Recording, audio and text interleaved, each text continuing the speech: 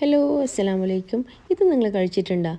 നല്ല ടേസ്റ്റാട്ടാ. ഇത് നോമ്പ് തുറക്കുമ്പോഴും ഈവനിങ് സ്നാക്കിനും ഈ ഡിന്നറിനും ഒക്കെ കഴിക്കാൻ പറ്റുന്ന നല്ലൊരു സോഫ്റ്റ് ആയിട്ടുള്ളൊരു ഇറച്ചിപ്പത്തിരി കേട്ടാ. എല്ലാവരും എന്തായാലും ഒന്ന് ട്രൈ ചെയ്ത് നോക്കണേ. നമുക്ക് എങ്ങനെ ഉണ്ടാക്കുന്നതെന്ന് നോക്കാം.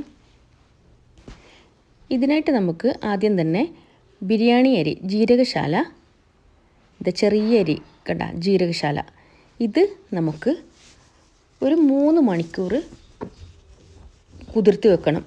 കുതിർത്ത് വെക്കുന്നതിന് മുമ്പ് നല്ലോണം ഒന്ന് കഴുകി വൃത്തിയാക്കണം. അതിന് ശേഷം വേണം നമുക്ക് ഇത് കുതിർത്ത് വെക്കാൻ. കുതിർത്ത് വെച്ചതിന് ശേഷം നിങ്ങൾ കഴുകുന്ന സമയത്ത് അത് അരിയൊക്കെ അങ്ങ് പൊട്ടിപ്പോകും. അപ്പോൾ അതിനേക്കാളും നല്ലത് ആദ്യമേ ഒന്ന് കഴുകിയതിന് ശേഷം കുതിർത്ത് വെക്കുന്നതാണ്.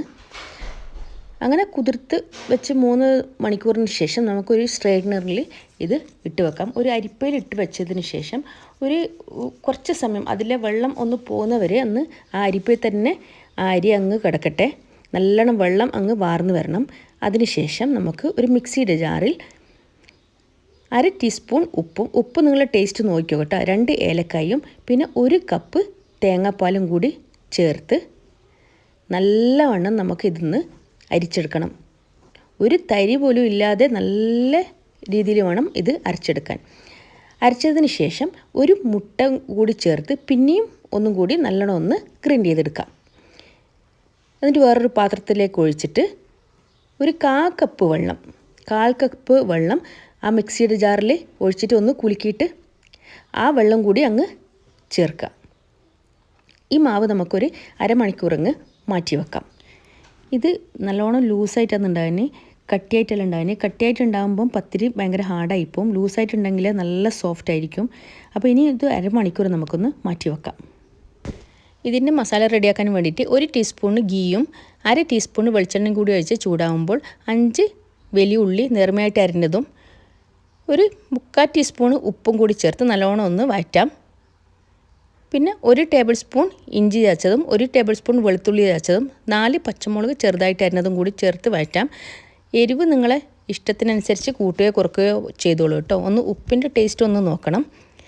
ഒന്ന് അടച്ച് വെച്ച് ഒരു 5 മിനിറ്റിന് ശേഷം പിന്നെയും ലോ ഫ്ലെയിമിൽ ഇടയ്ക്കിടെ ഒന്ന് ഇളക്കി കൊടുക്കാം. 1/2 ടീസ്പൂൺ മഞ്ഞൾപ്പൊടി, 1 ടീസ്പൂൺ ഗരം മസാല, 1/2 ടീസ്പൂൺ ചെറിയ ജീരകപ്പൊടി കൂടി ചേർക്കാം.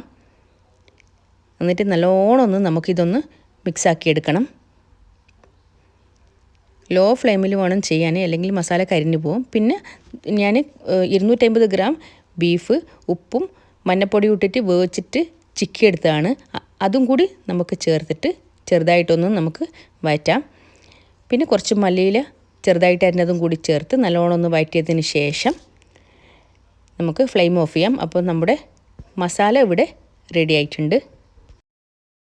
നമുക്കാദ്യം ഒരു പത്തിരി ഉണ്ടാക്കി നോക്കാം. അതിനായിട്ട് അപ്പച്ചമ്പിൽ ഇഡ്ഡലി പാത്രം വെച്ചതിന് ശേഷം 1/2 ടീസ്പൂൺ ഗീ ഒഴിച്ചിട്ട് കുറച്ച് മാവ് ഇതിൽ ഒഴിച്ചു കൊടുക്കാം. എന്നിട്ട് മസാല നമ്മുടെ കൈയോട് തന്നെ ഇങ്ങനെ വിതറിയിട്ടിടണം. സ്പൂണോട് ഇട്ടാൽ ശരിയാവില്ല. എന്നിട്ട് ഇത് വേവിച്ചെടുത്തിട്ട് നിങ്ങളൊന്ന് ചെക്ക് ചെയ്ത് നോക്കാൻ. ഇത് നല്ല സോഫ്റ്റാണ്, കാരണം ഈ പത്തിരി നല്ല സോഫ്റ്റായിട്ട് ഉണ്ടാകാൻ. അപ്പോൾ ഇത് നല്ല സോഫ്റ്റ് ആണെങ്കിൽ നമുക്ക് ഈ മാവിനെ കൊണ്ട് തന്നെ ഉണ്ടാക്കാം. അല്ലെങ്കിൽ ഈ മാവിൽ കുറച്ചും കൂടി വെള്ളം ചേർത്തിട്ട് നമുക്ക് ഉണ്ടാക്കാം. അപ്പോൾ ഞാൻ ഇതുണ്ടാക്കിയതിന് ശേഷം നല്ല സോഫ്റ്റാണ്. അപ്പം ഈ മാവിനോട് തന്നെയാണ് ഞാൻ ഉണ്ടാക്കുന്നത്, വേറെ വെള്ളം ചേർക്കുന്നില്ല. അപ്പം ബാക്കി നമുക്ക് ഉണ്ടാക്കിയെടുക്കാം. ഇതേപോലെ തന്നെ ഇഡ്ഡലി പാത്രം വെച്ചിട്ട് എല്ലാത്തിലും 1/2 ടീസ്പൂണ് ഗീ ഒഴിച്ചു കൊടുക്കാം.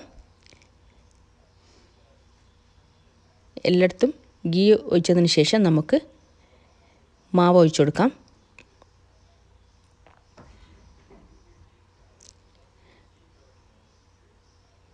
പിന്നെ മസാല നമ്മുടെ കൈയോടെ തന്നെ വിതറിയിട്ടിടണം, സ്പൂണോട് ഇടണ്ട. കാരണം എന്നാലേ എല്ലായിടത്തും ഈ മസാല ആയിട്ട് കിട്ടുകയുള്ളൂ. എല്ലായിടത്തും മസാല ഇട്ടതിന് ശേഷം നമുക്കിതൊന്ന് വേവിച്ചെടുക്കാം. ഒരു 10 മിനിറ്റ് കൊണ്ട് ഇത് വേവായി കിട്ടും. ഒരു 10 മിനിറ്റിന് ശേഷം തുറന്ന് നോക്കാം. അപ്പോൾ ഇത് നല്ലോണം ഒന്ന് വേവായിട്ടുണ്ട്. ഇനി നമുക്ക് ഇഡ്ഡലി പാത്രത്തിൽ നിന്ന് മാറ്റാം. അതിനായിട്ട് ചെറിയൊരു പാത്രത്തിൽ കുറച്ച് വെള്ളം എടുത്തിട്ട് സ്പൂൺ അതിൽ മുക്കിയിട്ട് ഇങ്ങനെ ഇതേപോലെ നിങ്ങൾ വീഡിയോയിൽ കാണുന്ന പോലെ അങ്ങനെ എടുത്താൽ മതി. എടുത്തതിന് ശേഷം നേരെ അങ്ങ് കാസറോളിൽ ഇടണം. കാരണം ഇത് ചൂടോട് കഴിക്കാനാണ് നല്ല ടേസ്റ്റ് ഉണ്ടാകാൻ. തണുത്ത് കഴിഞ്ഞാൽ എന്തായാലും നിങ്ങൾ ഒന്നും കൂടി ഒന്ന് ചൂടാക്കിയിട്ട് ഒന്നും കൂടി സ്റ്റീം ചെയ്തിട്ട് കഴിച്ചു, എന്നാലും നല്ല ടേസ്റ്റ് ഉണ്ടാകും. ഇത് ഞാൻ പ്ലെയിൻ ഉണ്ടാക്കിയത്. പിന്നെ മസാല ഇട്ടിട്ട് ഇഷ്ടമില്ലാത്ത കുട്ടികളുണ്ടാവില്ല, അവർക്ക് ഇതുപോലെ പ്ലെയിൻ ഉണ്ടാക്കി കൊടുക്കാം. എല്ലാവരും ഇതൊന്ന് ട്രൈ ചെയ്ത് നോക്കണം. നല്ല ടേസ്റ്റാണ് കഴിക്കാൻ. എപ്പോഴും നമ്മൾ റംസാനിന് ഫ്രൈ ചെയ്തിട്ട് കഴിക്കേണ്ട ആവശ്യമില്ലല്ലോ. ഇതുപോലെ സ്റ്റീം ചെയ്ത് കഴിച്ച് കഴിഞ്ഞാൽ ഒന്നും കൂടി നല്ലതല്ലേ. എന്തായാലും ഈ വീഡിയോ എല്ലാവർക്കും ഇഷ്ടമായി എന്ന് വിചാരിക്കുന്നു. പുതിയ വീഡിയോയും വിശേഷമായി വീണ്ടും വരാം. അതുവരേക്കും ബൈ.